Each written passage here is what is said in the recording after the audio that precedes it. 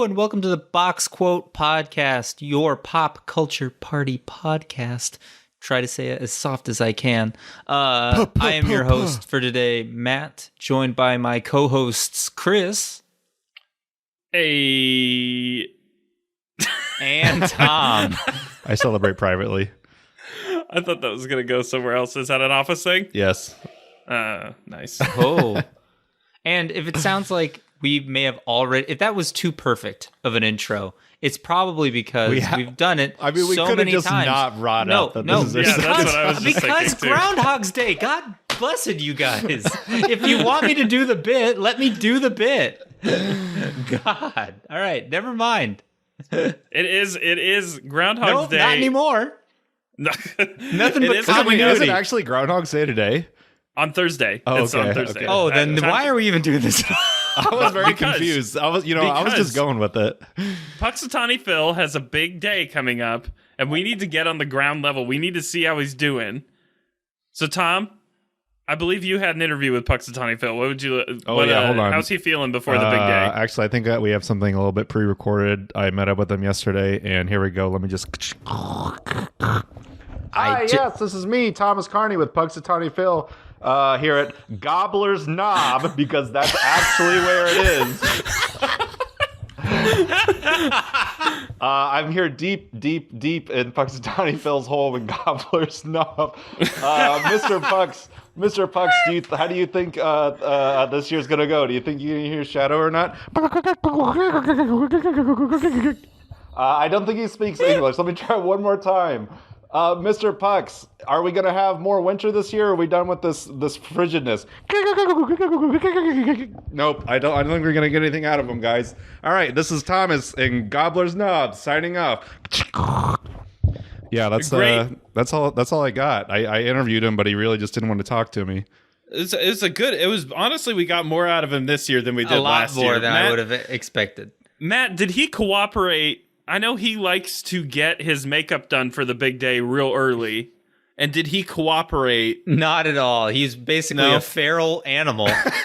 Some people think he's just this cute, cuddly mascot, but this thing has rabies. And we have to sacrifice a towns member every year, just, on the off chance that he gets a little nibble in. But this year, only went through 2 of them, and he looks great. It turns out that card game Werewolf is based on Punxsutawney Phil. Just the years, as the years have gone by, it's gone from a groundhog to a wolf. It was actually called rabies originally. It didn't test well with markets. Well with the kids. So I did find out that Punxsutawney Phil only has a 40% accuracy rate. Do you think he's going to bump those numbers up this year? I mean, I think he has to. I think this is the last year before he gets filed and they bring in a Mr. Punxsutawney or whatever. No. Nate Silver will replace him. One of the Nates. So have you guys actually watched the video of him doing it? Yeah, it's weird. It's weird as shit. It is weird. I've only seen the movie. He doesn't want to be there. The dude, the animal himself doesn't look real. I mean, there's he 1,000 doesn't know people what time is with 1,000 creepy dudes in top hats, just surrounding him. He wants to go back in his hole. The thing I've never fully understood, and I've watched it before too, is how do they know he saw his shadow? Is it just if he turns around in the direction that his shadow would be? Chris, I hate to. This feels dangerously close to telling you about the Tooth Fairy or the Easter Bunny, but the groundhog does not do anything besides exist. I'm aware of that. I guess the roundabout thing that I'm asking is, how do the humans decide whether he's seen his shadow or not? Lobbyists. Yeah. Money talk. The oil and heating companies, they're like, oh, hey, we need a long winter this year. And they just pay up. Do you guys actually know, though? I think he just goes back into his... I don't know. Can he just please stay out It's 8 degrees out today. And I'm so sick of it already. I'm so ready for it to be warm again. Tom, you sent that message in the chat, and I had a busy day, and I forgot to respond. But 8 degrees in Iowa right now is balmy. Like, we've been riding 8 for a few days, and now we've gotten down to 0. This is why today, I moved to a lake. So, yeah. So I don't have to deal with this shit. I just got back from negative 14. Feels like negative 20. No. And that wasn't gonna fly for much longer. I love up. winter too, but if it gets below 20, I'm kind of grumpy. And then when it gets into the single digits, I'm like, I don't want to be here anymore. I don't want to do this, but I wouldn't survive in the South. So, yeah. So, Matt, where were you that it was negative 14 degrees? We were in Big Sky, Montana. I was being thrown off a mountain against my will. But I did learn. I got to ski, and I still don't think I'm ever gonna crave it like some of my friends do, where they're just like, oh, I get to go skiing. Ooh, I'm like, yeah, I get to go skiing is basically how I'm gonna feel. I think forever. But I do want to say that I was on the bunny hill, and I felt like I was hot shit. Because I remembered how to turn and slow down, and I was going I got to the point where I was comfortable enough going, I could go a little faster. I think I'm gonna be great. I'm gonna really kill it on these slopes today. Really hit this gnarly powder and all whatever they say. I don't even know. Narpow, yeah. And then the best skier on this mountain. And then the lady goes, "All right, let's hop on the chairlift," because up to that point, I was just doing the magic carpet. Yeah. Yeah. And I was like, wow, this is my speed. I can do this. And then what is the magic carpet? It's basically this literally nothing about skiing. It's a big rubber mat. It's a conveyor belt that goes up the hill that you just stand on.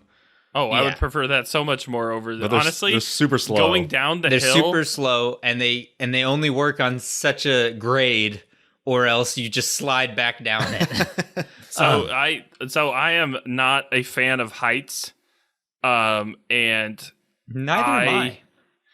Okay, so that's the thing is like going skiing is not what skiing itself is not what frightens me, but the chairlift is what frightens me. Oh, I don't like it. I've done it in like theme parks and stuff, and I'm not a fan. Yeah, well, this one is over nature, and for that. So it's like over the and bears and wolves. Yeah. So is it like over the top of trees and stuff? Sometimes, or it's over. Sometimes over there's cliffs. a run directly underneath. Yeah, sometimes you're just going over other skiers. I will never, Thomas, go over a cliff in a chairlift. I will. It's the same helicopter can come get me. Nope. But when you go up the mountain and you go for a while, it's not like the rinky-dink Wisconsin hills. No, that I've you been can be on skiing for 20 minutes. Yeah, you're just going up. It's the part on a roller coaster where it finally catches the mechanism and it goes chick chick chick chick chick chick chick chick chick, and that just kind of builds the anticipation. I just want you guys to know I had an anxiety flare up at both you mentioning the roller coaster thing and also being trapped in a wooden chair in the sky for 20 minutes with IBS. Yeah. Well, don't worry because it'll all come out on the way down the mountain. Honestly, that's better than on the way up. Bullet. Yeah, because we get off the chairlift and she goes, "Okay, we're gonna start heading towards this route." Which I also checked the map before we headed out, and greens is the apex of my ability forever for this lifetime. Maybe when I'm reincarnated, I can hit the blacks.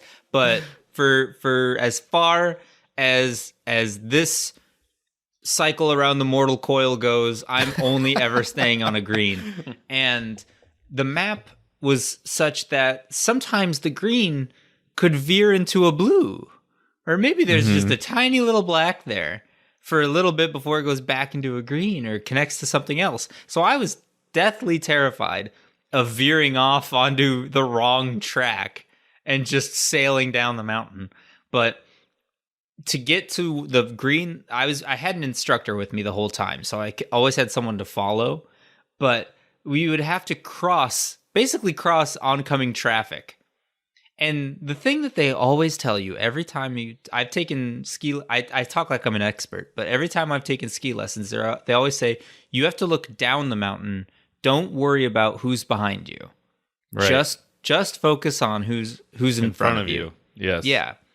And I call bullshit because I mean, I got whacked pretty damn hard because someone was not following those rules a couple of years ago. Why? Because you ran into them? No, because I was looking, I had no idea anybody was behind me, and I was skiing and going back and forth like you do skiing, and then it was just, I was skiing, and the next thing I knew, I was on the ground. Right. Because somebody someone behind him slammed into me on a black. Someone behind him looked behind them. Not paying attention in front of him, and rear-ended him. He goes, "What are you doing?" I said, "Skiing. What are you doing?" He's like, "You're going all over the place." I was like, "Yeah, it's called skiing. You don't just straight line hills, you idiots." I was so chill about it until he immediately blamed it on me, and then I was just immediate road rage. Well, it ignores every instinct of driving I've ever learned. And so she just kept going, you got to look downhill. You got to look downhill. And so I go, driving in the same way. You're supposed to be worried about the people in front of you. But I'm just, I'm constantly, because they'll buzz the tower and just go flying past you. That's and not just my go, favorite. And you just go, But then we're heading down the run, and the difficulty curve of it, the bunny slopes to your first green, I thought would be a little more gentle. It wasn't.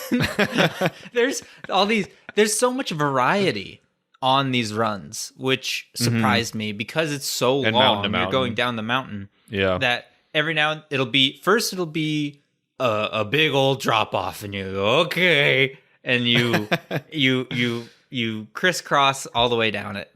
Then it'll hit a flat spot, and that's where I go, oh, thank God I'm done. And then you realize you have about 10 more minutes of skiing to do. And then it dips into these raised banks, which, fun physics lesson. If you go higher up on the banks, you come down faster. When you go back down. And so you have to stay in the middle if you don't want to start careening out of control. Yeah, you've never played one of those line game where it or the throws bird you in the air and then you have to hit the.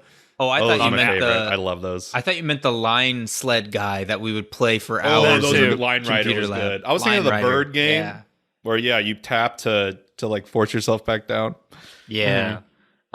So that first time down the green was white knuckling a little bit.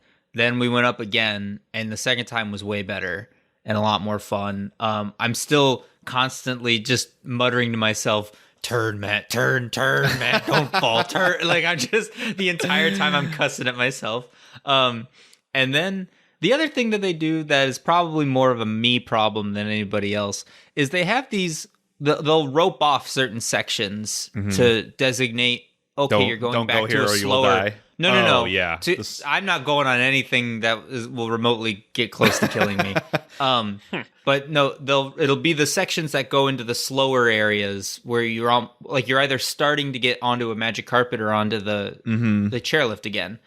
But they rope it off. They put these poles in the ground, and then they leave a little person-wide goal for you to slot yourself through as you're going down the mountain. Yeah. I didn't make the hole. I overturned, and then I got stuck and had to basically huff it. Tiptoe my way back around and kind of parallel park myself through the hole and then keep going. But I did have flashbacks to my my sledding injury of 2010 or something like that, where I just absolutely nailed my leg on a metal pole, and I've had flashbacks ever since. But man, just there's a lot to skiing. There's so many people, which I don't understand. I don't get it. There's so many people on that mountain. It's always the best when you go out and you basically just have the whole hill to yourself. That would be great, I think. Yeah. I think I could really get behind that. It's just the concept of collisions with other people really terrifies me, and the yeeting off the side of a mountain really terrifies me. Yeah. I see. I haven't gone before, but I would find comfort in the fact of there being other people simply because somebody would find my mangled body before hypothermia took me. See, that's what you think, but then I'd at least be in a body cast drinking things out of a straw for the rest of my life. Mashed potatoes out of a straw. See, that's what you think. But all throughout the cabin, there's these helpful, really comforting posters talking about avalanche safety training that you can take. And I just go, what do you mean avalanches? I thought that was like quicksand and anvils. I thought that was just something you only had to worry about in cartoons. But they'll be, if you go out early enough, you can hear them setting off dynamite at the top of the mountain to loosen up stuff so it doesn't, or to pre-avalanche it, I guess. Man, that'd be a dope job. Just blowing shit up on top of a mountain. Yeah. I mean, now that you mention it, but I guess to kind of tie things into our general vibe here at the nerdery, I did read 2 of my mountains of nonfiction gaming history books on the flight there and back. I have a crippling Kickstarter addiction, and I have just mountains and mountains of literature on the history of different games or interviews with developers and stuff, and I buy them and I throw them on a shelf and I never look at them again. But I'm making it a New Year's resolution of 2023 to really book through them. And on this trip, what? You keep saying mountains and books when you're talking about books after skiing. Okay, it's fine. Oh, sorry. I'm Making me laugh. That's a funny joke. I'm thematic. And so I was able to get through Sid Meier's memoir, who is the creative lead. I try not to do the whole auteur single creator of X I mean, he does stuff. name the games Sid Meier's Civ 5. But they explain why they do that. And he did kind of, it was him and maybe 3 other people for the first Civ. Is he dead? No, he's still alive. And he's I thought aren't memoirs for dead people? They're more they're just of your past, which is up to the current point. So what's a biography or an autobiography? I know that autobiographies, you wrote it yourself, biographies, somebody else wrote it, but what's the difference between that and a memoir then? I think it's the same thing. I think it's the same thing. One's just fancy. One's more French. Memoir. How is a memoir different from an autobiography? A memoir is a nonfiction narrative in which the author shares their memories from a specific time period or reflects upon a string of themed occurrences throughout their life. An autobiography is a factual and historical account of one's entire life from beginning to end. So you have to wait until you're about to die to do the autobiography, I guess. But what if something zany happens right before you die? After you've done the autobiography? DLC, I don't know. Then it's DLC. There's a microtransaction in the back of the book. You swipe the back of the book with your credit card, and it adds pages. I mean, on a Kindle, that could work. I gave somebody an idea somewhere. And opened up a futuristic hellscape for everybody. Some Wall Street guy just got a stiffy. The second book, it basically, wait, real quick. So the memoir, it went over his whole gameography from beginning to end, which was really cool. He's a very funny writer. What's that? Gameography, you mean? Yeah, gameography. And it was kind of comforting that he put Civ out, or no, he put his first game out when he was 28, I think. So it feels less. I feel a little less like they've passed me by. Yeah, I was gonna say the opposite. Oh no, that's within a year. Sometimes you get the 15-year-olds or whatever, and you just go, okay, yeah. This this is comforting to me.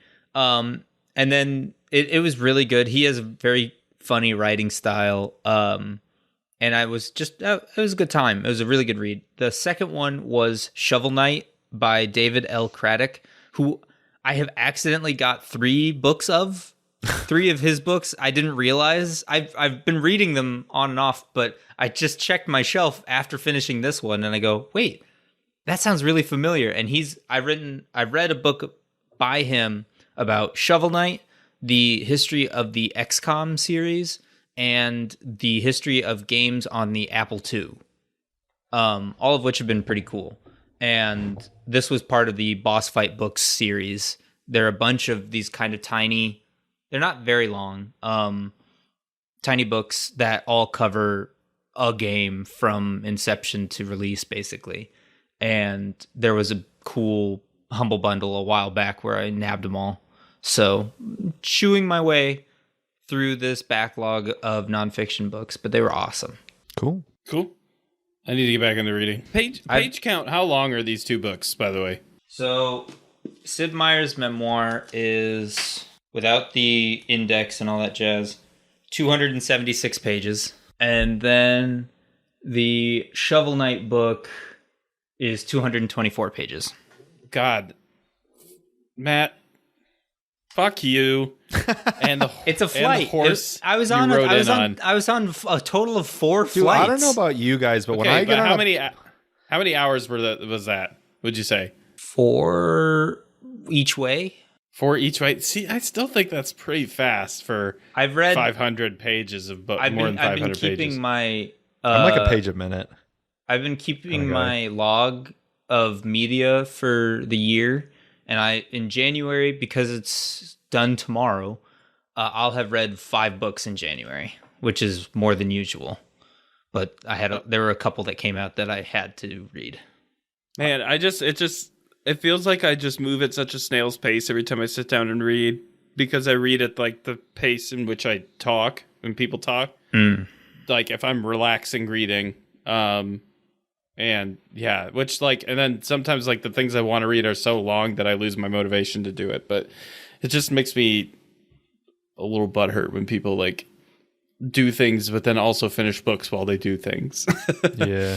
When I get on flights too, I look like a 5-year-old because I don't know what my brain's going to want to do after I get on that plane. It's always something different. Oh yeah. My backpack had my DS, 2 books and 2 magazines. Yeah. I have TSA pre-check because I'm a ritzy mofo, and so I don't have to take my coat, or I don't have to take all my shoes and junk off. So they didn't have the bins last time I went.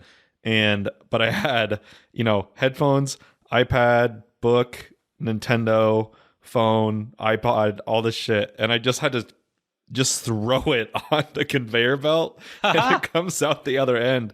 And the guys just keep piecing stuff out of it one at a time. And he just looks at me and goes, "Jesus Christ, dude." I was like, "You don't have bins. What did you want me to do?" Next time, I'll just keep it in my pocket. I literally did. When I went through the next time, I was like, "Fine, I'm just putting it all in my coat. And if you want me to pull it all out at the end, then I will." But they didn't say anything. Yeah. So. But all of my exciting reading and surviving the perils of nature aside, let's check in with Tom while he takes us over the top of the timeline. Top of the timeline to you. Only like lightly that. offensive. It's not offensive. I have more Irish blood in me than anything. I have slightly less Irish blood, so I feel like I need to be more offended to make up for it.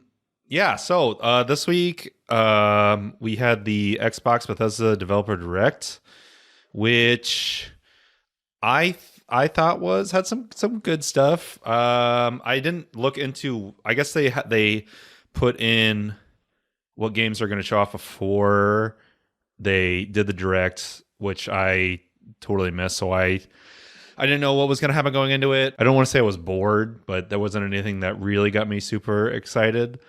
The thing I think they went over 5 games, but the 2 I wanted to talk about were Hi-Fi Rush and just the little bit more of Redfall footage that there was. How do you guys enjoy shadow drops? Because I just think they're absolutely delectable, even if I'm not going to play the game. I think it's the coolest thing. I think it must be risky as hell to a certain degree, but I think these guys must have just known they had a Smash on their hands. Which I want to talk about Tango Gameworks for a second too. That I respect the absolute hell out of them. That they're just like, we're just doing what we want to do, like straight up. Like we did Evil Within, cool, dope, and everybody expects them to do with Shinji Mikami. Is it Shinji Mikami? Is that the Resident Evil 4 guy? At the helm.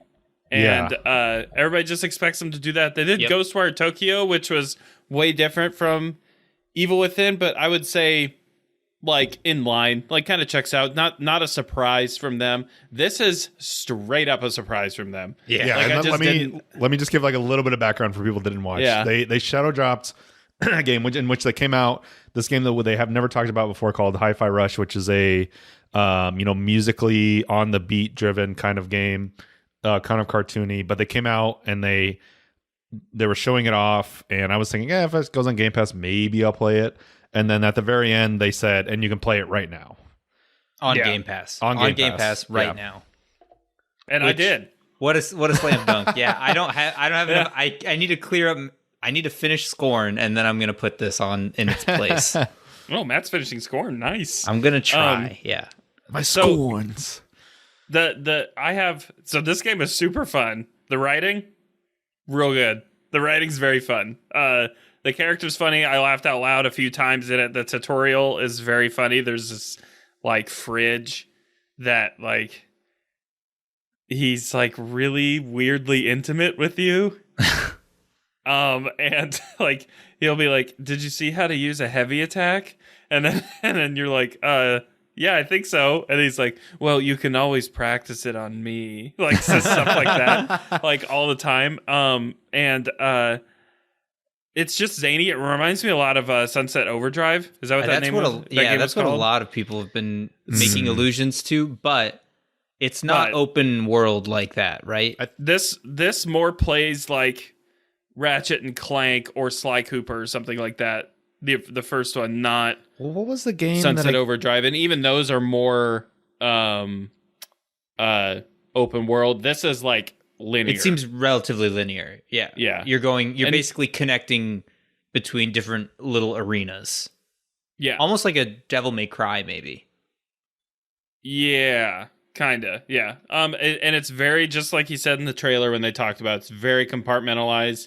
Big evil corporation tests on people, decides you're a defect, tries to kill you. There's like 4 main guys or 5 or something, and each one has their own section of their like corporate city that you move through.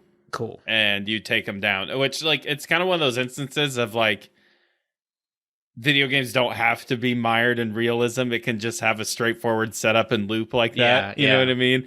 Like it was way fun. And the thing that I think was really fun about this one that sets it apart from other rhythm games like this that have kind of become a thing lately. I have not played Crypt of the Necrodancer, I should say, which is kind of the big daddy. But I have played Metal Hellsinger and Bullets Per Minute. This one capitalizes on rests.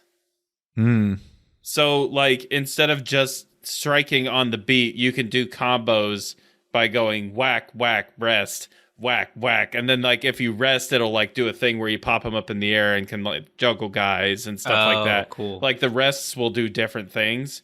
And it's neat. It's very fun. And it's pretty easy to just get into.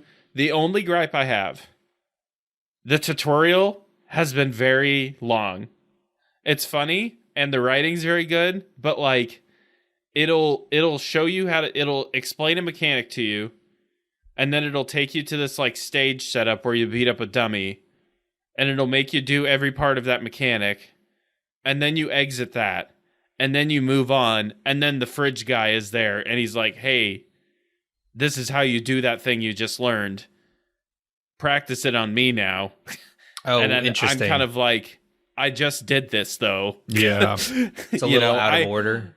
And I played it for a couple hours, and I think that like I didn't really exit that. Like that's still been happening as I go. Like I'm kind of like, all right, let's get to the point where, I'm playing the game. But it's also kind of a kid. It feels a little more animated, kids like. It's rated T for teens, so that makes sense too. Like it wouldn't be like, because I would not hand, if I had children in elementary to middle school, I would not hand them Elden Ring, like despite the blood, Honestly, and be like, that's kind figure of it out. Great. That I feel it's been a while since it's reached our kind of our radar of a game that's designated for that age range besides something like Pokemon. It's just nostalgic. Yeah. I saw people comparing it, not gameplay wise, but just kind of thematically similar to Jet Set Radio. And that's when I was thinking, oh, this is going to be a Chris kind of game. That too. Yep. Man, I've never actually talked about it on here, but Jet Set Radio is so much fun. I never played it. Hey, when it's a good time. When that indie version comes out, we that can be a podcast game, because I'm so ready for that.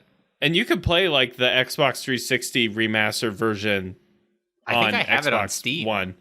I think or something like you could go back and play it. It was I just remember whenever I visited, I didn't get to play it a lot, but whenever I visited my family in South Dakota, my cousin had it on Sega Dreamcast. Oh, nice. And that's where I would play Jet Set Radio. And that was kind of my Tony Hawk that everybody else was playing. Oh, right. You know, real quick for Hi-Fi Rush, I'm pretty sure I know the answer to this, but the soundtrack is all licensed music, right?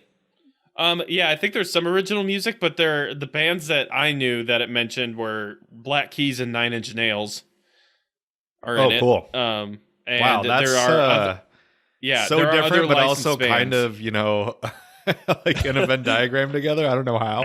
Yeah.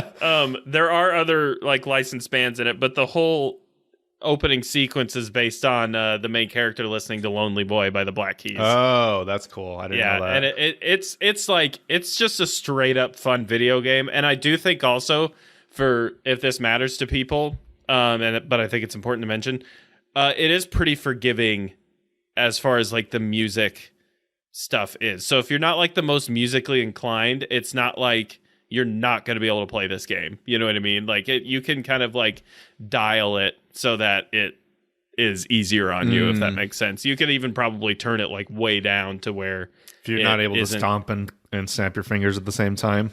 Yeah. And the other thing that's really nice, not a problem for this podcast full of band geeks and orchestra nerds. All three of us in show choir. The whole world constantly is moving on the beat. So like there will be like a little robot that's sweeping and he goes by and he's like shoo shoo shoo, just like, or like a whistle that in the background blows on the beat. Like everything constantly, if it is able to move to cranes moving back and forth and elevators going, everything is on the beat. So you kind of can't like not, you know what I mean? The other thing I saw, they have the main character has this little floating cat robot buddy that blinks in time to the beat, and I thought that was also a nice thing for almost accessibility. Yeah.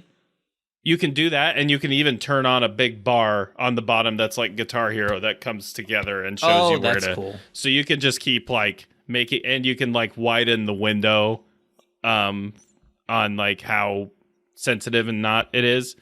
So it's like I said, if you're not, I went to music school, so I picked up on that stuff like pretty quick. But if someone wasn't like the musically inclined type, I don't think that there'd be a very high barrier of entry for this game. That's good. Cool. The next thing I wanted to talk about was we got about 10 minutes of Redfall gameplay that we hadn't seen before. I'm just still excited about this game. It looks pretty fun.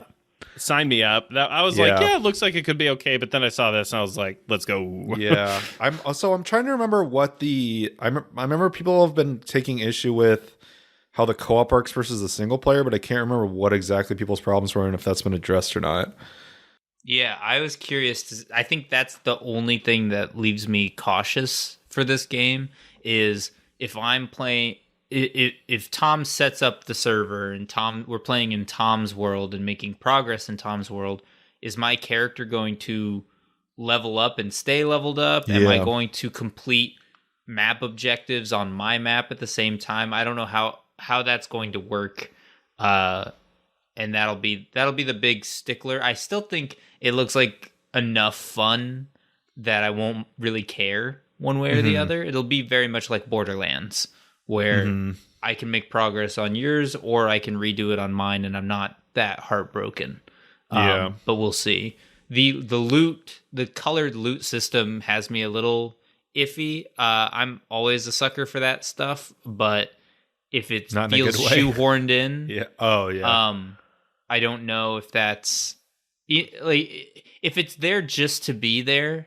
I'm not. yeah. I'm Or not a even, like huge it fan makes of me like anxious isn't quite the right word, but when it's you're thinking, oh, I have to have like the exact best thing. Where sometimes I get that way in Borderlands, where at the end of the day, you're just kind of there to shoot stuff, and it's just sitting there constantly worried about having the exact right loot set up, even though I'm never dying anyways, and it's just kind of an annoyance.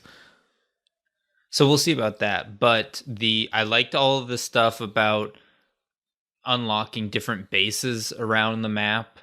The animations look great. I think specifically The vampires look there's super cool. one vampire near the beginning is this really stretchy, for lack of a better word, vampire. Gumby. That's what I've been calling Gumby. She's the one. Yeah. She's the one that creates a opaque wall around her. Yeah. Just the way that she's animated, kind of stretchy and bouncy, it feels kind of Pixar like, which this game easily could have been very grimdark. I was thinking more just for the sake of throwing a reference out there, Toon World from Yu-Gi-Oh. Oh. Yeah, a little bit. That's almost perfect because they have that almost not quite to the point of Cuphead bouncy, but they emote a little more than I would have thought, and I don't know. It's just I think they could be onto something cool here. I still. I don't know which character I'm going to play as, and I think that still kind of makes me a little. It is one of the trailers though where I don't think this happens very often for me, where you see the players doing stuff and you think, oh man, I can't wait to do whatever that class is doing. That's, as a kid, I remember thinking that all the time, but the older I get and the more jaded I get, the less I think that. But as soon as I saw that guy throw that raven at someone, I was like, oh hell yeah. That's the thing. That was the class. Matt's like, I don't know what class. I'm like, fucking Raven dude, man. That's the Raven hands down. All right, you guys can fight over him, where I'm either going to be the psychic chick or the one with the guy with all the weird light gizmos and stuff. See, he's the other cool one, I think, for me. And then I don't know, is there another? There's a fourth one, right? There's 4. So there's the psychic chick, the invisible eagle guy, the gizmo gadget guy, and then the girl with the little robot dog thing. The robot dog thing's cool too. It looks fun. Yeah, that would be fun too. Honestly, there's not a class, I don't think, in this game that I wouldn't play. They all seem cool, and I think their skill trees can branch them in such a way that you might have 2 people playing the psychic chick, but they could be built in such a way that they don't feel the same, which would be really cool. Yeah. I love the guns too. I like gun design is always big for me in games and reload animations and stuff and sound. I thought all of that was very good from the trailer. And I also kind of I was like, well, I think this is kind of lame. Like, you have guns, but it doesn't look like the vampires have guns. There's like cultists. Their thralls might have guns. Yeah, and then I was like, but guns versus vampires, it doesn't even make sense because you got to do all this. But it looks like you whittle the vampire's health down, stun them, and then you can shoot them with the stake gun. Yeah, I thought that was kind of cool. Every gun can have a customizable bayonet stake on them. Yeah, and you go in for the kill. I was glad that they didn't. That it was like it's still vampires and not just like a vampire skin on the zombies. Very much. And Mace? I also am told. I thought pretty much up until now, and I know people had said otherwise a little bit before this, that this was going to be Left 4 Dead, but I am so much more into the Far Cry feel and the slower, a little bit more methodical gunplay than It almost seems, especially with these god vampires, it almost the boss ones. I don't want to jump the gun, but it feels a little raid-like, which gets me really excited because I love me some stuff like that where you do a bunch of stuff on your own, but you definitely got to get the everybody together to fight the big raid boss or whatever. So I don't know if it's going to be like that. That's just me projecting, but We gotta to scratch that itch, Tom. We gotta do some deep rock deep dives. I've been wanting to do that forever. I know I haven't maxed out a character yet, but I really want to do that in Deep Rock.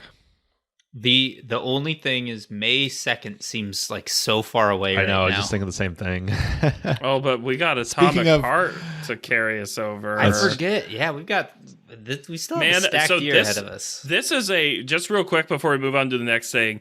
This opening of this year has just been wild for I'm me. gonna have to Yeah. live in. I'm gonna have to live in a And- cave with just my computer for a while. I think. I'm sad that I'm not sad. Like, I think planting my flag on Resident Evil 4 is good. But when those Dead Space reviews dropped, man, I was like, holy shit, I gotta get this game. I was surprised sometime. you texted us saying, "Oh, the Dead Space remake is getting a lot of good reviews." I was like, "Yeah, what did you think was gonna happen?" Well, see, I thought like It's maybe Dead Space. it would be like just the same, but it's like way glowed up. They changed like progression stuff. They added like different exploration things to the ship. Like, people were like, this is not just a Okay. glow up of graphics. This is like a completely updated new game. I saw but a lot of people- still Dead Space. A lot of people really praising the backporting of certain abilities from Dead Space 2 are Oh, I didn't know are they did now that. in 1 where Yeah, it's a bunch of stuff like that. And there's like room keys for the ship now, and like they added like extra exploration areas, and they reworked like the power node system. And instead of having to like save up and buy every weapon, you get every initial weapon like Doom, where you like find it on the floor, and he shows a cutscene like picking it up. Also, Isaac Clarke in this one is fully voiced. Oh, nice. was he not in the first one? No, he's a silent protagonist all the way through the first one. And I was kind of butthurt because I didn't know that you were supposed like Dead Space UI, the original one was, I think, one of the best UIs in It's video so games. cool. It was one of the And- first big games that didn't have there's no real HUD. It's all It's all Yeah. diegetic. It's all But the in fact- the world of the character. The fact that you could drop that line on the ground at any point, and the fact that people still haven't put that in basically any game since then, other than other than Clairvoyance and Skyrim, which I think is busted as shit and barely works. No, it worked pretty well. It did? I had an ex who did not play a whole lot of video games, and when she picked up Skyrim, and she was like, "I don't know where I'm supposed to go next," I would just say, "Use this spell." And I've totally that'll- forgot about that'll that. help you through. Yeah. And she goes, "This is if her whatever school of magic that was, conjuration or whatever, was maxed because she would just be Constantly spamming casting it. clairvoyance constantly." Did the Arkham games do Yeah. that too? I don't The think Arkham games did something similar, you though, could right? ping. I thought you could like hit a button and the big like flag would go above where you could go, where you were supposed to go. But in the Arkham games, that was over the top of everything, other than the first one, I guess. But That's what I meant with Yeah. the first one. Yeah. but Dead Space put that thing in there, and so like I just used the shit out of it. I was like, and then something would pop up on the screen. Okay, go fix this thing. Which for some reason, the activity of running around and fixing a spaceship or something like that, Super is fucking satisfying. awesome. Oh my god. Yeah. Pray. Oh yeah. Same brain, same Yeah. wavelength.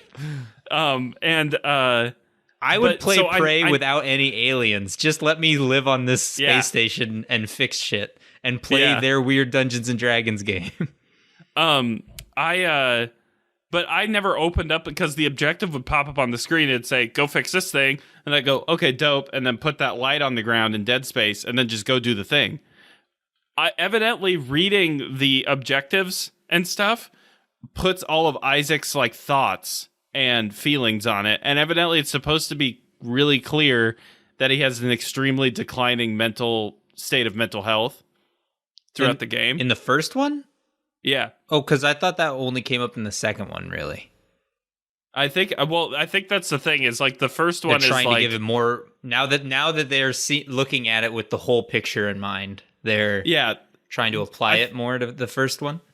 I think it was always there. It was just like you had to know that you were supposed to read the objective logs or something. But like the first one is his like sort of decline, and it's kind of like, sorry, spoilers alerts for anybody who hasn't beaten Dead Space. I don't think I have technically. It's kind of the big reveal at the end that he's like actually kind of crazy. And doing that and sawing all of these aliens into giblets would do that to anybody.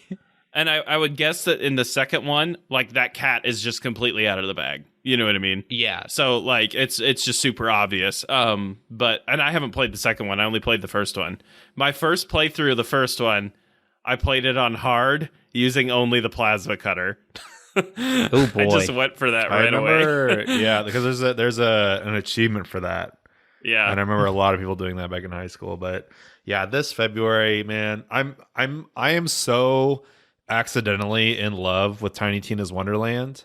And I'm trying because every one of these games has come out. I have to buy it, and then I just like this is just the fee of knowing that I don't want to play this game with a lot of the Borderlands games. But this one is like I just want to do the story so I can beat it before. Because if I'm not done with Tiny Tina before Hogwarts or KSP 2 comes out, I don't know what I'm gonna do. Like it's gonna be bad, but I have to play. The side quests are so well written. They're so funny. I have to do all of them. It's not even like because a lot of times it's like, oh, I want to do all the side quests first so I can get like to max level and then get the best loot. That's like 10% of it, but it's like they're all so good and not just, I mean, even when they are fetch quests, the writing is so good in it that I can't let them go. I see there too on February 15th that Returnal comes to PC. That is exciting. And I know that there's a lot of things coming out that you guys are excited for in February. So sometime, I don't care if it's February 15th, 2024, I want to do a segment on this show talking about Returnal. Do you like that game, Chris? I didn't know that you'd played it before. I think once or twice I did. Yeah. It was just 200-hour sessions. Yeah, I have all of it and its like update DLC platinum. How big of a game? Not in terms of length, in terms of memory, is it? Is it chonky? Oh, gosh, Matt, I'm gonna buy you a late Christmas gift of just another terabyte hard drive. I would love that. I would love that. I really need to just bite the bullet and pop one in there. But man, it's just maybe I'll do that this week. I don't know. I'm updating my office. I could throw that in as a treat. So anyway, for actually what we have planned for in the disc tray. Oh wait. Before we move off of top of the timeline, there's a quick update on the OGL stuff that we talked about last week. Oh yeah. Basically, everything we talked about out the window. They rolled it all back. It was a fun thought experiment. It was a fun thought experiment that really moved their bottom line. The funny thing is, in this fun thought experiment, they're like, we are rolling it all back. You can do everything you want under the original OGL. But if for some reason you wanted to do the new one, you could still do that. No, not like at the bottom. No, isn't that what it says? No. So they went they're not changing the OGL at all. It's OGL 1.0 forever and always. Then to go on top of it, they put all of the 5th edition SRD, which I don't know what that acronym stands for. I think it's just Systems Reference Document. Yeah. So the meat of the rule set that everyone uses is now under the Creative Commons license, which is it's a very broad license that is used by all kinds of stuff that is run by a third-party nonprofit. So it's out of their hands completely. They don't. They've now handed the keys over to Creative Commons, and they can protect that rule set from here on out into perpetuity. So the survey, and the survey was supposed to go for 2 weeks, and within 3 days, I think it was, they just put up a response going, hey, we have 80+% of people saying we don't want to do this anymore. Let's just let's rip cord out of this whole situation. And so they have lost a lot of goodwill with people, but I think this is the best solution we could have hoped to come to. That's good news. I played Forspoken, I played the demo. You I actually played it Forspoken? before. Yeah, I actually played it before reviews dropped last week, but I decided like with the way, and I'm glad we did, with the way everything was panning out with OGL, that was more pressing. Yeah, so I don't want to just be like everything in the reviews is pretty much the way I felt, but everything in the reviews is pretty much the way I felt. The moment I got dropped in and it's just like green plains and like I could see things that maybe kind of look interesting to run to, I was like, okay, so this is Breath of the Wild and Elden Ring. They're kind of doing this thing. And so the other thing too is I should start with, I have some inherent beefs with demos, and so I kind of went in like already a little not into it, A little because yeah, only because like I've talked about on here before how I do not like being pulled further into a game than what I'm ready for, or being dropped into the middle of things, or feeling like that at all, which I think is part of the reason why like I have a hard time just jumping into Witcher 3, or like I fell off Monster Hunter because Matt and I played a bunch together and it was just, I think, a little too fast for me, and I realized it later and I didn't understand enough going through it. The demo is basically like seeking out that experience specifically, you know? Like playing a demo It's is like trying that. to show you everything in a small Yeah, so it was time just package. like I was just like, okay, info overload a little bit. I could see it being kind of good and people having fun with it if you're into like running around and doing things on a map like Ubisoft style. But I don't, which I do enjoy sometimes, but I don't really see, there's not a lot else going for it that really sets it apart outside of that, other than like enemy design and particle effects. I thought those were pretty cool. There's some cool little like neat, like the fantasy is very interesting, I think. And the particle effects and all that stuff, like it was just kind of like it was pretty cool to watch. But even then, like Returnal kind of had that in spades, so Yeah. I'd go back and play that instead. And I would describe the combat being like Matt has the question in here, does it feel more like an MMO or Dragon Age? And I would say it is more like Control and Returnal. And Okay, so it feels like you are actually doing these actions rather than I press button Click and button, script yeah. plays. yeah, yes, That's cool. Okay, that's good, because I the was really worried it'd feel kind of like Dragon Age Inquisition, where you have ostensibly all these cool moves, but it just feels like you're doing an MMO rotation. yeah. No, it's like a straight up action game. The controls were very bizarre to me, though. And when I watched reviews, I didn't really hear anybody say anything about them. But like, so basically, right trigger is offensive magic, right bumper or R1 is selecting from offensive magic wheel. Oh. Left trigger and left bumper is support magic. And then the bumper being the selection wheel. Interesting. Does that make sense? Yeah. And the sprint button was circle, which was weird to me. So, But also not that weird, because I guess that's how they do it in FromSoft games. But this is like parkour sprint, which makes me think more Assassin's Creed. And then that would just be the sprint button, the joystick. this just I don't goes know. back to me for either game, like consoles or games need remapping, like customizable remapping features built in, because it drives me absolutely bonkers with some of the dog shit controls that people put into games that I can't redo. But anyways, Yeah, and it was just like my instinct was rarely right when I like wanted to do something. You know what I mean? Man, but in times like that though, like the dash and dodge button, like some of the animations, it's weird because it was like playing Returnal, like fully controllable action game, whatever.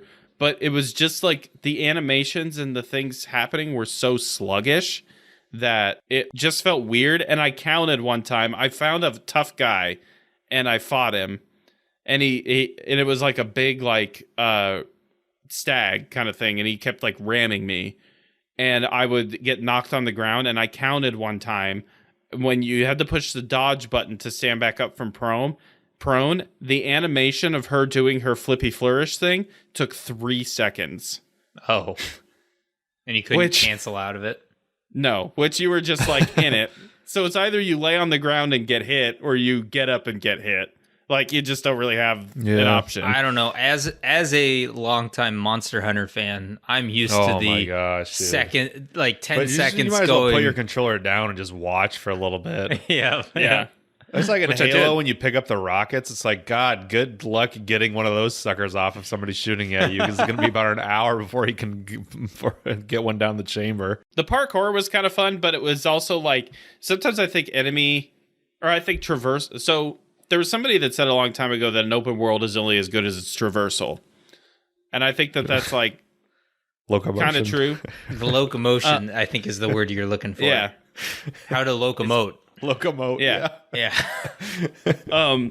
But like this one, so the newer Assassin's Creeds kind of had this problem where they took out like the puzzle of climbing, and so you just kind of hold down the "I am now climbing" button, and you just kind of move over to the top of everything. Mm-hmm. Forspoken had this, where I would say the inverse is something like Spider-Man PS4, where it's like you have to think about how to move and do things enough that you still feel like tied to the world. You know what I mean? Whereas this, like, I could like just fucking whatever, like just run around and move right over the top of a town. They're just making you hold the button parkour my way through as it. a pretense. Yeah.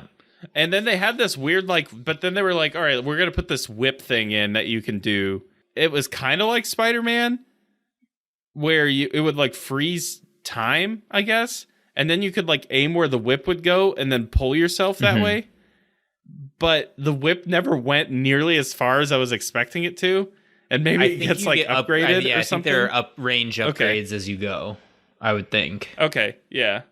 And then the last note I have on it is, yeah, man, shut the fuck up. It's like, shut up. There is like the thing everybody is saying. Oh my god! Like and it's not just the main girl. It's her wristband too.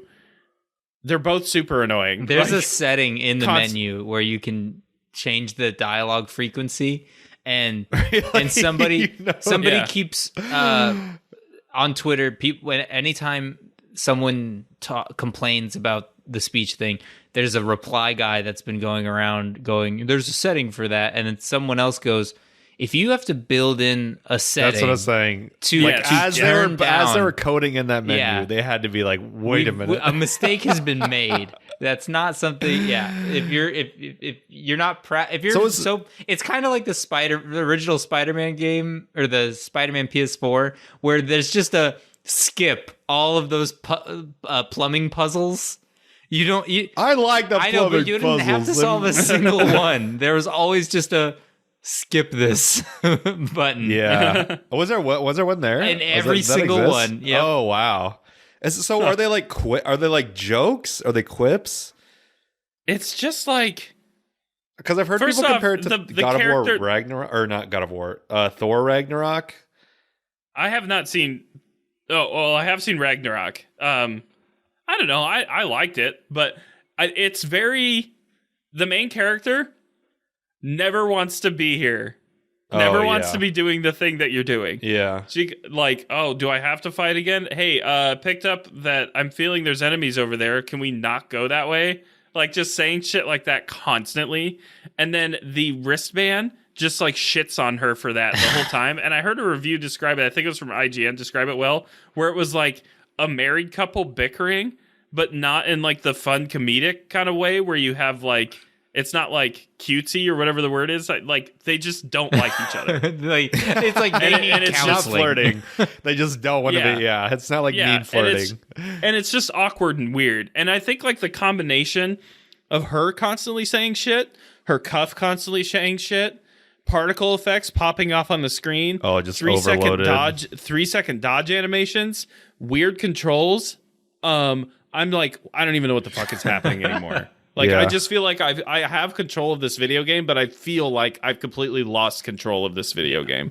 You know what I mean? Yeah. So, to be honest, I only played it for like an hour because I was just like, all right, I can't anymore with this.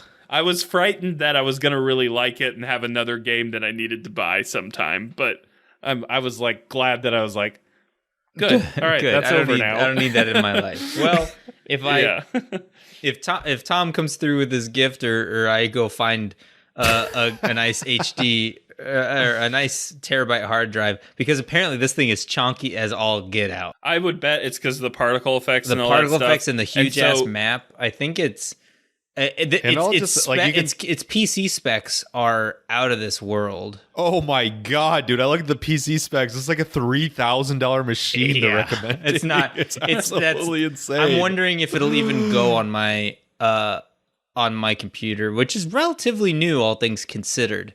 But I keep saying that, and then I remember that my graphics card is 7 years old. Oh, I'm like, boy. oh, I'm like the Crypt Keeper.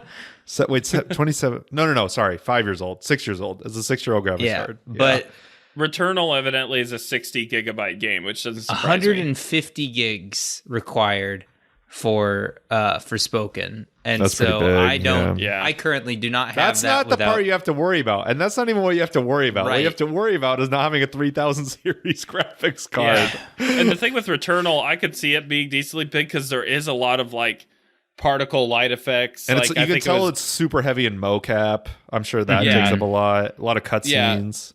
but the world's not super huge. It's kind of like a procedurally generated linear roguelike. I almost world. wonder if it's the cuts. Well, all the cutscenes are going to be in engine though, so it's not like a video file. But Yeah. yeah, the whole thing about the just gritty character kind of annoyed thing makes me think a little bit of the In Forspoken, you're talking in about? Forspoken makes me think a little bit of the first episode of The Last of Us, which I wanted to talk a little bit about. I heard a lot of I saw a complaint online that it wasn't nearly like the video game enough, in the sense that Joel doesn't nearly die as many times as he does when someone is playing the video game. I played the video game not when it came out, but I think it was back in 2014. So it's been a long time. So I've forgotten most of the video game. He doesn't do what I want him to do.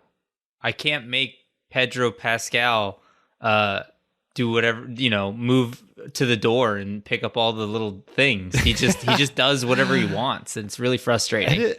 I mean, I know it's commended as, the best video game story of all time, but it's got to be tough to map a video game story, because I was watching my sister was visiting me last weekend, and I was like, oh, there's this show I've been watching, and I was talking about it, and we are just kind of looking to burn some time before we went and did other stuff.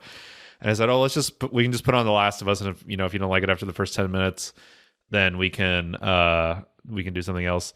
And we're watching it, and there's the scene. Well, okay, so have either of you guys played the game? I've tried. I played the game. I beat it relatively recently. I can't remember exactly when, but I played it in this house, which I've been in since late 2019. Okay, so I'm not worried about spoilers for this or anything, but just out of curiosity. Yeah, I somehow have gotten this far without having the big story beats spoiled. I'm pretty sure I know what happens. I don't even remember what they are. Every time the little girl it's the says, beginning. "Would you kindly," Joel has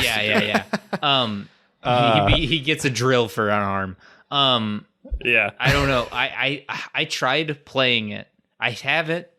I've tried playing it, and I think I thought it was going to be one type of game when it is definitely a linear corridor shooter. Yeah, and the gameplay mechanics are good, but they're not, award winning the same way the story is. Right. And I want to play the second one, just because I've seen I've only played the first I've seen one. some gameplay stuff with the second one where the animations look so good. It looks like murder. It looks like you were committing crimes.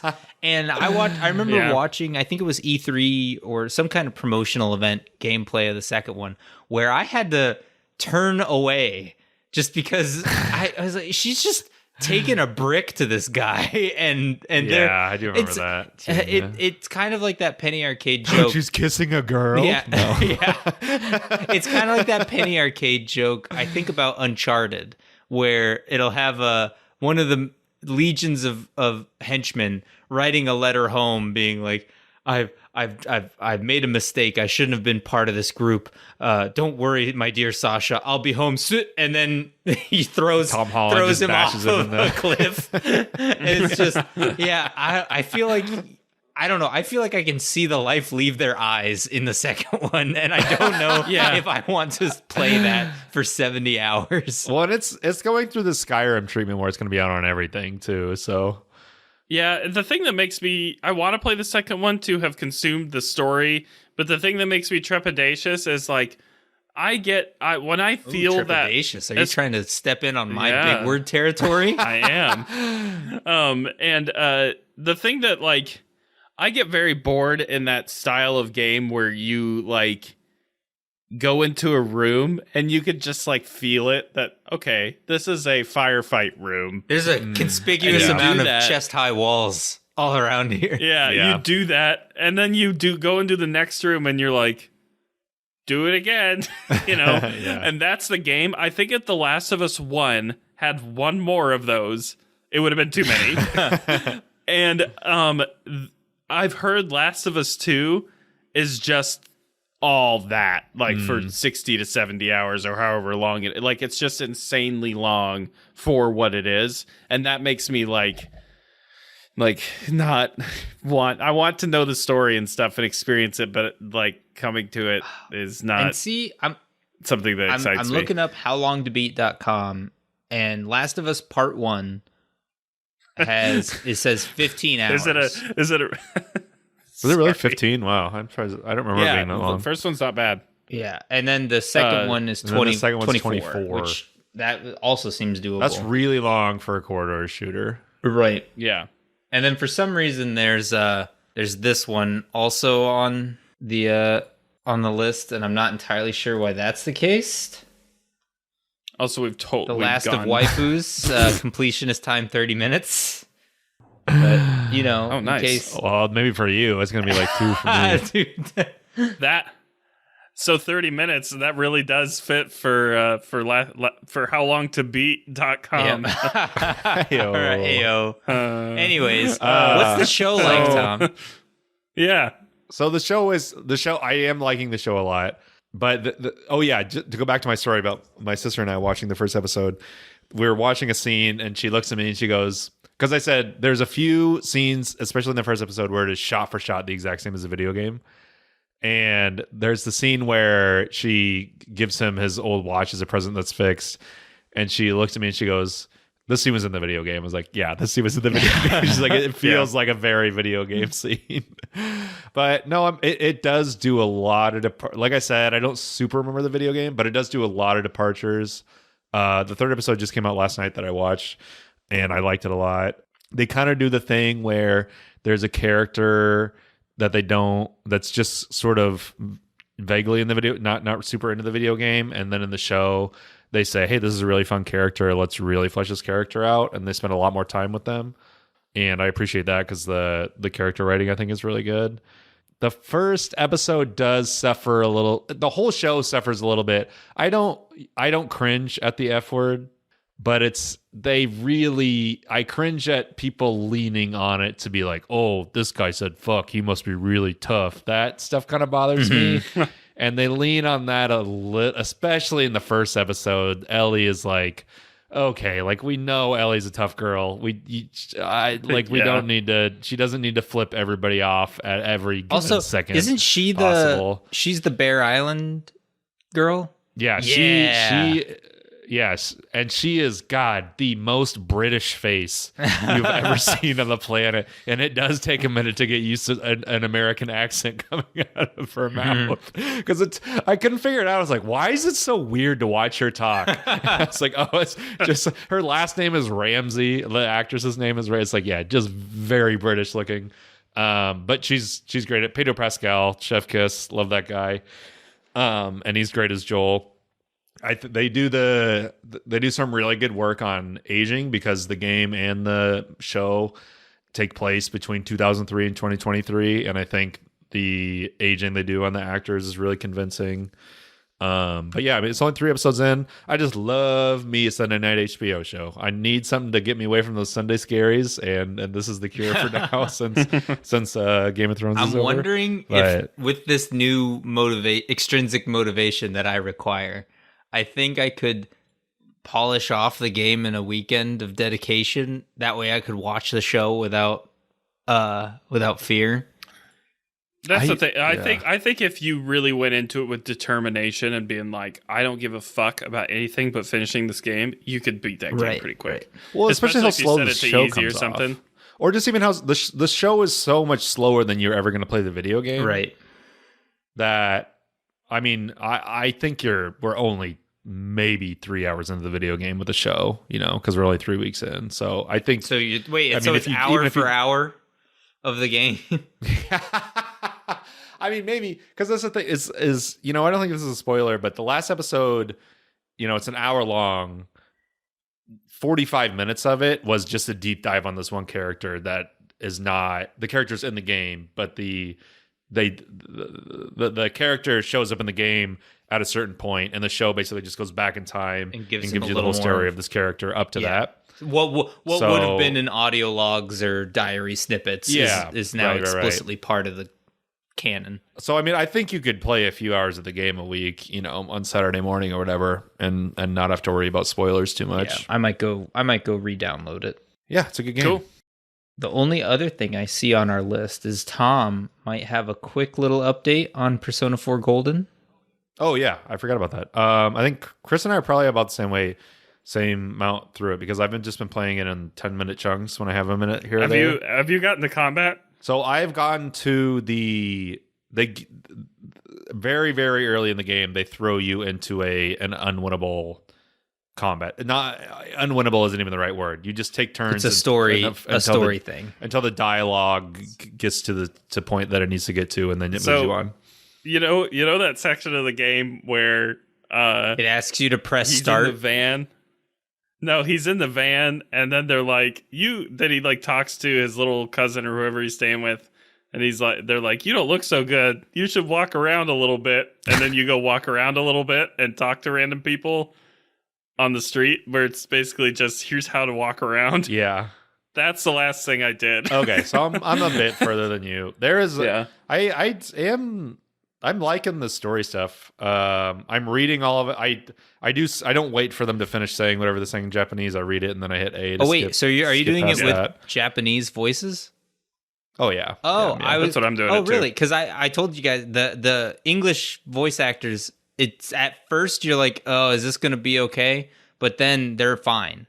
Oh, I kind of like having just doing the subs. Okay, yeah, I like you the can subs do because by all means. I did it in English. That's just what that's the only one I can vouch for. But yeah, sure. No, it is. Oh, then what's the? I don't honestly know how far into it I am because I've been playing in such. The jingle's going to be different. Probably less than 2 hours. There's. Oh yeah, every day is great. You're Judas. It's still very English. Oh, okay. I want to say it's a lot of English, or like the mixed Japanese and English. Sure.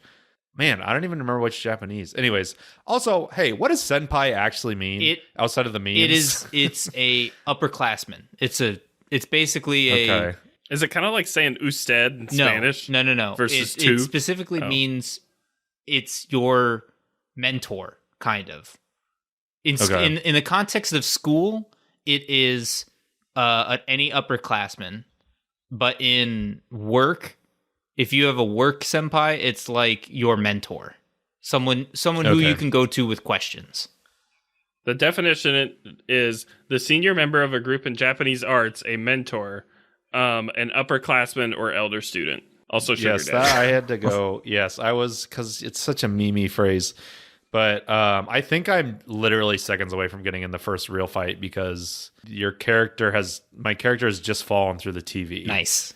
So yeah, yeah, it's cool. It does. I don't have a hard time. I don't want to say I have a hard time getting into the Japanese stuff, but some of it throws me. There's still a lot of the the 20 effects. seconds of that. Yeah.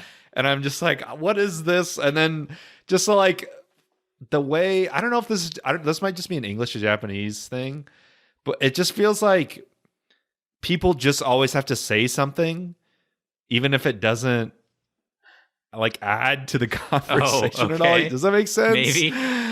Tom, you realize we're recording a podcast right now, right? No, I know but what it's we like, do they'll just on like, a weekly basis.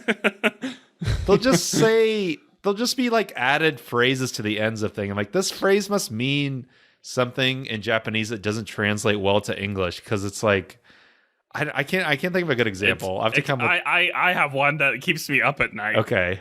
In the first Captain America movie, I mentioned this on the last show too. In the first Captain America movie, they're like, if we time this wrong while we're sliding down to this train, we're going to be like bugs on a windshield. And then a guy next to them goes, "Better get going, Bugs."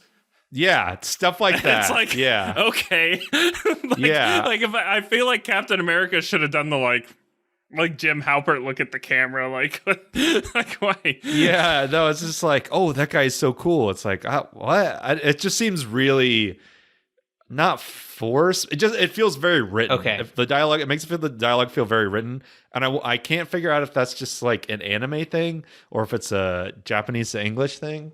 And it's fine. It's just noticeable. A very written in thing, because a lot of the stuff that the tutorials on Japanese language and stuff that I follow, they're like, you can use anime to learn grammar and language and stuff. Please, for the love of God, don't talk like the anime people do, or people are going to think you're fucking weird. It's just so funny, because they'll be like, this word, the verb to die or to kill comes up a lot more in anime than it does in real life. And they're like, don't just say that, because people will look at you weird. And that's the thing is, like, usually games, I have a hard time like getting like actively playing it unless I hit that thing that makes me excited for it. And I think right around the time that you bought Persona for us, it was like I had just crested the hill on that in Axiom Verge. Oh, interesting. So I've been a naughty boy a little bit and played Axiom Verge, and I know I'm supposed to be playing Persona. No, there's no pressure. This is an open invitation. But like, I have a hard time with the with the Japanese, like the anime stuff sometimes, because I just don't watch it. And like the opening sequence of all the like students like holding their bags, and like I was just like,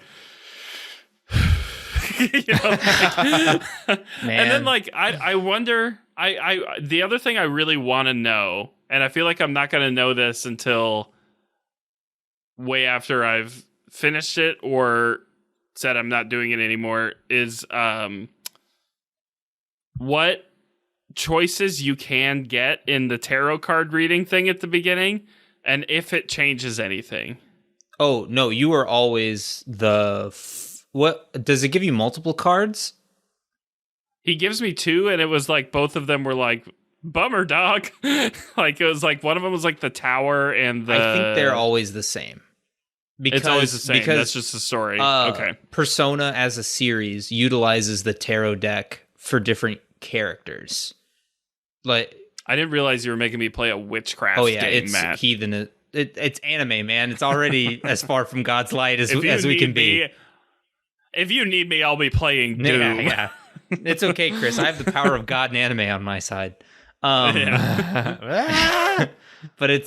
they use the tarot motif for a lot of stuff in these games. Yeah, and I'm surprised they had Mr. Burns for that sequence. Mr. Burns. What's his name? Igor. Igor, yeah. Oh, dude, he's in all of the games, and it's so. There's something so heartwarming. I don't know, like, he's a creepy looking motherfucker. So this must say a lot to when you don't have any carryover between the Persona 4 and Persona 5. None of the characters are the same. It's still in Japan, but it's a new location in Japan. The personas themselves, you can catch like the same creatures more or less, and with a few additional ones, but the story beats are all different. And then to have Igor show back up and you hear the Velvet Room music, you're just like, oh, I'm home. Like after an 80-hour experience, and then to go into another one and just have that same motif come back is so cool. And I just I hope you guys get into it if not to the extent that I have, just enough to appreciate it for what it is and to maybe try 5, because 5 is flashy as all get out. Also, I should say too, like I did kind of enjoy the I was intrigued. I wasn't just like, I kind of made it sound like I was, but I wasn't like just playing it like, oh god, or anything like that. Eating your vegetables. It just hasn't put the hooks in me yet. And I think I do think this series in particular is pretty bad about a slow start. It takes a while to get into the meat of it, but I think when you do, then God help you and any extracurricular activity you had planned otherwise. Yeah. I mean, I'm excited to get into the actual. The story hasn't turned me off as much as I don't want to say as much as I thought it would, but as much as I thought it could have, if that makes sense. It's not just because some of these games, Matt, that you were into, I play. It's like, holy shit, I would just read a book if I wanted to read, man. That's kind of I feel like that's kind of a JRPG thing a lot of times. But this one seems, I don't know. It keeps the pace up. Yeah. Cool. Well, thank you guys so much for listening. This has been the Box Quote Podcast. We really appreciate you being here. Please like and share and subscribe and rate and all that internet stuff. Hashtag Wi-Fi, Ethernet, Foursquare. just internet words. Foursquare. Foursquare. Do you want to dox yourself? Here's an app for that. If you want to send us an email to talk about anything that we've gone over, anything like that, or your thoughts or whatever, you can email us at boxquotepod@gmail.com. When we get enough of those, we'll do a mailbag segment, and it'll be fun. And if you want to find any of our links to social media, which is still in the process of being built, or locations to listen to the show, or anything like that, you can find that stuff at linktr.ee/boxquotepod. That has all of our stuff in there, including, I think there's even a button to send us an email in there. If you like our artwork, it was done by my brother Jeff, and you can reach out to him to do your artwork for things at jeffffenton303@gmail.com. And thank you to Tom for doing the intro and outro music. It slaps in a good way. Slap. And sometimes in the bad way that you kind of like. So thank you guys so much for listening. We will talk to you again next week. Bye. Bye.